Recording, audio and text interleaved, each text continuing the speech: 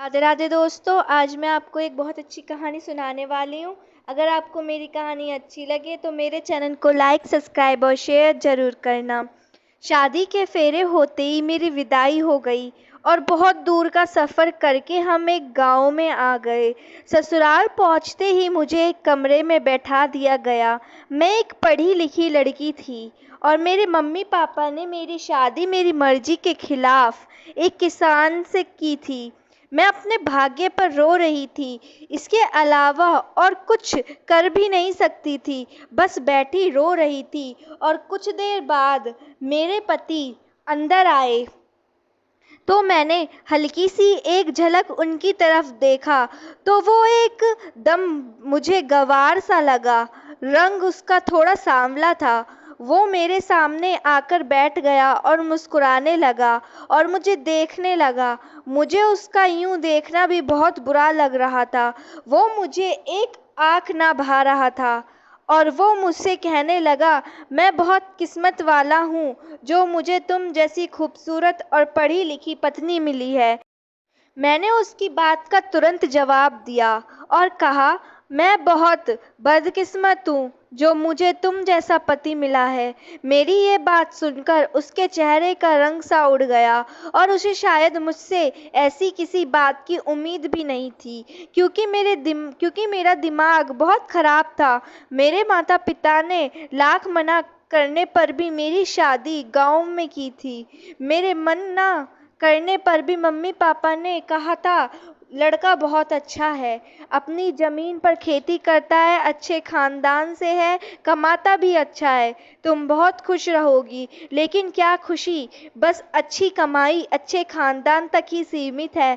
मेरी खुशी कोई मायने नहीं रखती। मेरे अंदर नकारात्मक विचारों का एक सैलाब भरा पड़ा था। मेरे अंदर बहुत जलन थी। मेरा व्यवहार और मेरे शब्द मेरे वश में नहीं थे। जी चाह रहा था कि अपने पति सूरज पर अपने अंदर की सारी भड़ास निकाल दूं। वो बोला, क्या हुआ तुम्हें सपना, तुम ठीक हो और यह क्यों बोल रही हो? मैंने कहा कि मैं सही बोल रही हूँ, तुम्हारी औकात नहीं है मेरे मुंह लगने की। क्या तुम मेरे लायक हो? अगर तुम्हें ऐसा लगता है तो ये तुम्हारी बहुत बड़ी गलतफहमी है। जाओ पहले अपने आप को जाकर शीशे में देखो, फिर बात करना। ना तुम पढ़े लिखे हो और ना दिखने में अच्छे लगते हो। मेरे मम्मी पापा ने ना जाने तुम में क्या देखा जो मेरी ज़िंदगी खराब कर दी। यह सब बोलकर मैं रोने लगी। वो चुप होकर बैठ गया और बहुत मायूस भी हो गया। मैंने रोते हुए कहा, मैं किसी और से मोहब्बत करती हूँ। मैं तुम्हारे साथ बिल्कुल भी नहीं रह सकती। मेरी ये बात सुनकर वो हक्का बक्का रह गया और बोला, सपना ये तुम क्या बकवास कर रही हो? तुम होश में तो हो? मैंने बोला, इसमें हैरान होने वाली कौन सी बात है? जिससे मैं प्यार करती हूँ वो तुमसे 1000 गुना अच्छा है, स्मार्ट है, पढ़ा लिखा है। यह सुनकर उसकी आंखें नम हो गईं और वो बाहर चला गया। मगर यह सच था, मैं एक लड़के से प्यार करती थी जो मेरे कॉलेज का ही था। कुछ दिन हम मिले और फ़ोन नंबर एक्सचेंज किए और फिर हम दोनों को एक दूसरे से बहुत ज़्यादा मोहब्बत हो गई। मैं अभी भी अपनी किस्मत को बैठे रो रही थी। कुछ देर बाद सूरज वापस रूम में आया। उसकी आंखें थोड़ी सूजी हुई थी और पूरा चेहरा पानी से गीला था। वो शायद रोकर आया था। उसने एक चादर उठाई और नीचे लेट गया। मैंने भी अपने कपड़े बदले और ईश्वर का धन्यवाद किया और बेड पर लेटकर सो गई। काफ़ी दिन यूं ही बीत गए। ना मैंने सूरज से कोई बात की और ना सूरज ने मुझसे। वो दिन निकलते ही खेतों में चला जाता। शाम में थका हारा आकर जब घर वापस आता, उसके मिट्टी और खाद में मैले कपड़े और पसीने में पूरा शरीर भीगा रहता, जिसको देखकर मुझे उससे घिन आती थी। मैं बहुत बड़े गुस्से से उसकी तरफ देखती और मुंह फेर लेती थी। मुझे देखकर वह कमरे में चला जाता था और नहा धोकर वापस आता। मेरी मजबूरी ये थी कि मुझे सबके साथ बैठकर खाना खाना पड़ता था। मेरी ससुराल में सब एक साथ बैठकर खाना खाते थे, से बिल्कुल भी नहीं होता था। कुछ दिनों में आधी रोटी खाती और उठ जाती।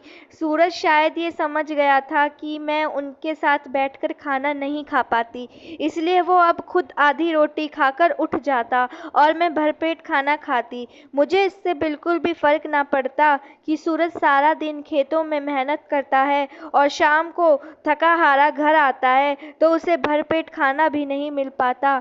मैं तो बस अपनी अधूरी ख्वाहिशों के बारे में ही सारा दिन सोचती रहती और अपनी मोहब्बत, अपने प्यारे दीपक के बारे में ही सोचती रहती। मेरे पास जो फ़ोन था वो मेरी मम्मी ने वापस ले लिया था, क्योंकि यहाँ बहू बेटियों को फ़ोन रखने का रीति रिवाज नहीं था।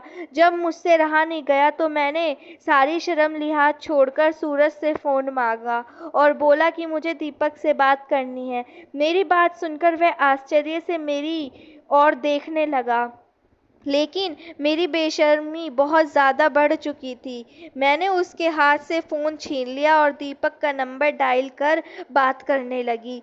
जब मैंने दीपक से बात की, वो भी मेरी वजह से बहुत परेशान था। मैंने उसे रोते हुए सारी बात बताई। सूरज मेरे पास ही है, इस बात का भी मुझे कोई एहसास नहीं था। उसने चुपचाप अपनी चादर ज़मीन पर बिछाई और लेट गया। अब तो ये मेरा रोज़ का काम हो गया था। मैं सूरज से फ़ोन लेती और दीपक से बातें करने लगती। दीपक मुझे अभी भी अपनाने को तैयार था। एक दिन कमरे के अंदर नेटवर्क नहीं आ रहा था, तो मैं बात करने के लिए बाहर चली गई थी। सब सो गए थे और सूरज भी सो गया था। मैं बाहर खड़ी दीपक से बात कर रही थी कि अचानक पीछे से मेरे देवर ने आकर मुझसे फ़ोन छीन लिया और बोला, बेशरम औरत, पति के होते हुए यार बना रखा है, शर्म नहीं आती जरा भी। पता नहीं वो कब से मेरी बात सुन रहा था। वो खूब जोर जोर से मुझ पर चिल्लाने लगा। धीरे धीरे सब लोग अपने अपने कमरे से निकलकर आ गए और सूरज भी आंखें मलते हुए आया और तेज आवाज में बोला, क्या हुआ, क्या बात है, इतनी रात को क्यों इतनी जोर जोर से चिल्ला रहा है। मेरे देवर ने सबके सामने मेरी पोल खोल दी। सब मुझे हैरानी से देखने लगे, लेकिन मैं मन ही मन खुश हो रही थी, क्योंकि इनको सारी सच्चाई पता लग चुकी थी। अब यह मुझे मेरे घर भेज देंगे और फिर मैं दीपक से शादी कर लूँगी।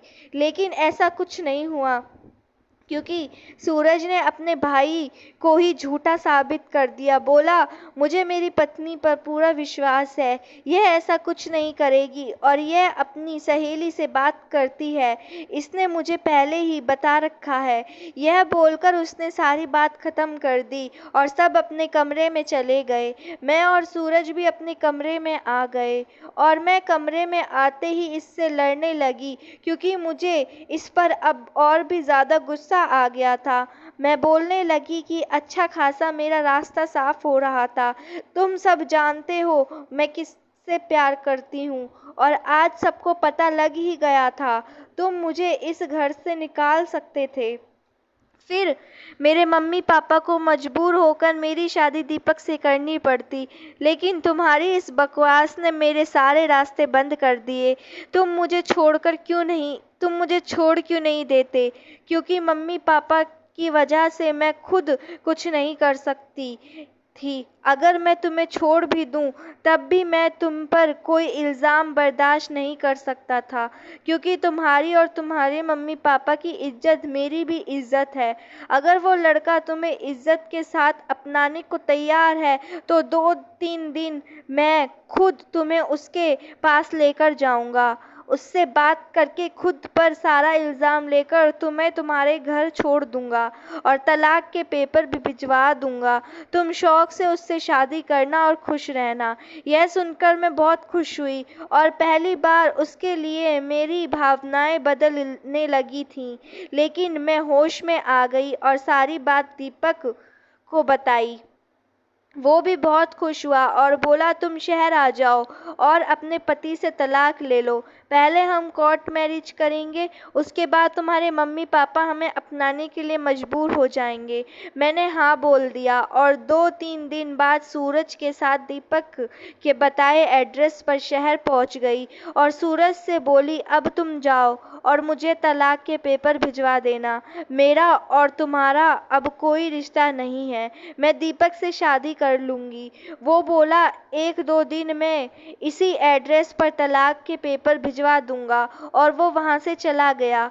मैंने दीपक के घर का दरवाज़ा खटखटाया तो दरवाज़ा दीपक ने ही खोला।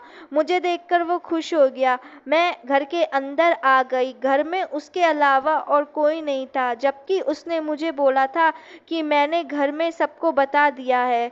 मैंने खाली घर देखकर उससे पूछा कि तुम्हारे घरवाले कहाँ हैं? उसने बोला आओ कमरे के अंदर आओ, बैठकर बात करते हैं। हमने बहुत सारी बातें की और उसने मेरी साथ अपनी फ़ोटो भी ली और किसी को सेंड करने लगा। जब मैंने उससे पूछा कि किसको भेज रहे हो तो बोला तुम्हारे देवर को, और यह बोलकर नहाने चला गया। कुछ देर बाद उसके फ़ोन पर उसी नंबर से वापस मैसेज आया। मैंने देखा तो लिखा था लड़की तो लाजवाब है, पर मैं इसकी कीमत तो 2 लाख रुपए दूंगा। जब मैंने यह पढ़ा तो मेरे पैरों तले जमीन निकल गई। इससे पहले कुछ अनर्थ होता मैं वहां से भाग गई और रोते रोते अपने ससुराल पहुंच गई। मुझे घर देखकर सूरज चौंक गया और बोला कि अब क्या हुआ? बोल तो दिया था कि पेपर भिजवा दूंगा, अब यहाँ क्या लेने आई हो? मैंने उसको ना चाहते हुए सारी बात बताई। उसने सारी बात सुनी, कुछ नहीं बोला। मैं उसके सामने अपने आप को बहुत छोटा महसूस कर रही थी। थोड़ी देर बाद रात हो गई। वो हमेशा की तरह अपनी चादर नीचे बिछाकर सो गया, लेकिन आज मुझे नींद नहीं आई। मैं सारी रात रोती रही। सूरज के साथ किया गया गंदा व्यवहार मुझे बहुत एहसास दिला रहा था। और कुछ देर बाद दीपक का फ़ोन आया। मैंने कॉल नहीं उठाया और उसका नंबर ब्लॉक कर दिया। कुछ देर बाद सुबह हो गई तो मैंने देखा कि सूरज अपने बिस्तर में नहीं है, क्योंकि रात में मैंने सोच लिया था कि सुबह उठते ही सूरज से माफ़ी मांगूंगी और उसे अपना लूँगी, क्योंकि उससे ज़्यादा मोहब्बत और खुश मुझे कोई और नहीं रख सकता। यह सब बातें मुझे समझ आ गई थीं, क्योंकि व्यक्ति की असली खूबसूरत उसके अच्छे व्यवहार से ही होती है, और मेरे सूरज का व्यवहार बहुत ज़्यादा अच्छा था। खैर शाम हुई और सूरज घर आए।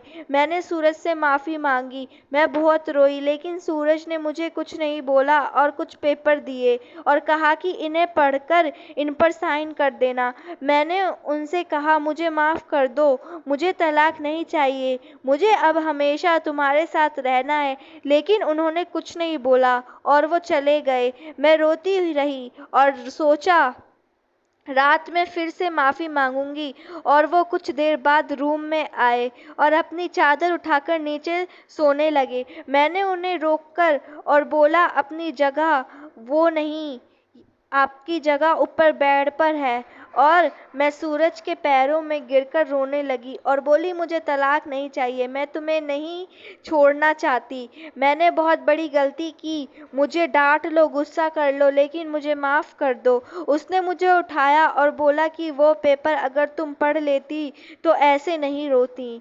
उसने बेड पर रखे पेपर उठाए और देखा तो वो ज़मीन के पेपर थे, जिस पर कुछ ज़मीन सूरज के नाम पर थी और कुछ उसकी माँ के नाम पर। देखकर मुझे यकीन नहीं हुआ। मैं सन्न रह गई। कोई व्यक्ति इतना अच्छा कैसे हो सकता है? लेकिन मुझे यह देखकर शौक भी लग गया कि सूरज अपनी ज़मीन मेरे नाम क्यों कर रहा है। मैंने उससे पूछा तो वो बोला मैं कल शहर किसी काम से जा रहा हूँ, आकर सब कुछ बता दूंगा। उन्होंने मुझसे उन पेपर पर साइन लिया और सुबह शहर चले गए। मैंने 2-3 दिन बड़ी बेसब्री से सूरज का इंतज़ार किया, लेकिन वो वापस नहीं आए और चौथे दिन उसका एक दोस्त उसके मृत शरीर को घर लेकर आया। यह देखकर घर में कोहराम मच गया। मैं तो यह देखकर बेहोश ही हो गई, क्योंकि मुझसे यह सब बर्दाश्त नहीं हुआ।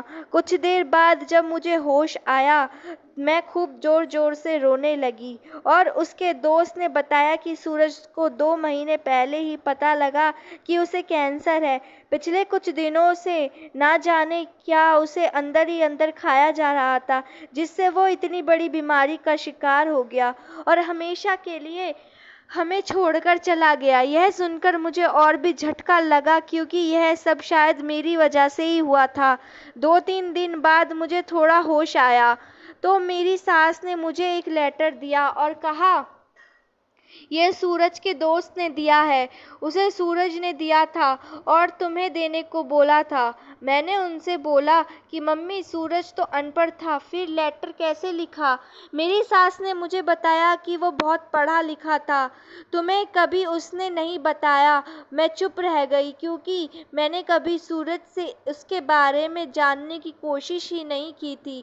मैं भागकर कमरे में गई और उस लेटर को पढ़ने लगी।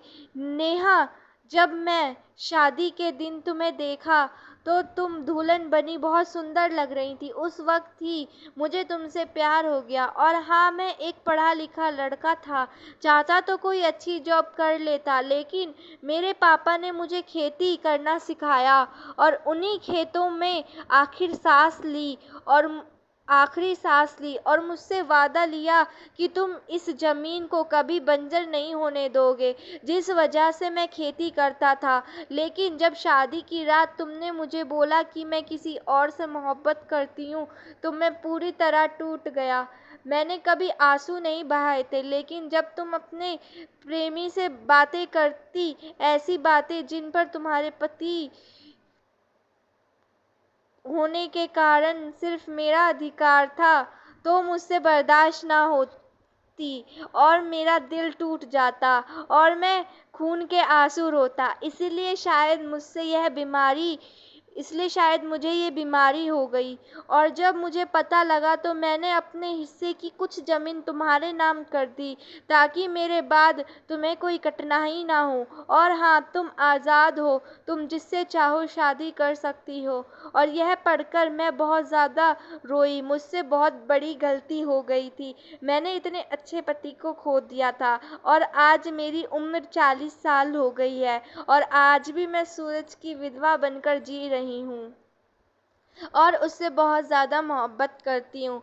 मुझे आज भी ऐसा लगता है कि उसे गए अभी कुछ दिन ही हुए हैं और अभी भी मैंने उसका लेटर रखा है, लेकिन मैं अपनी गलती के लिए आज भी रोती हूँ। इसलिए सभी बहनों से मेरी विनती है कि किसी बेहतर के खातिर बेहतरीन को कभी मत खोना, क्योंकि शायद पूरी ज़िंदगी रोने के अलावा आपको कुछ भी हासिल नहीं होगा। धन्यवाद।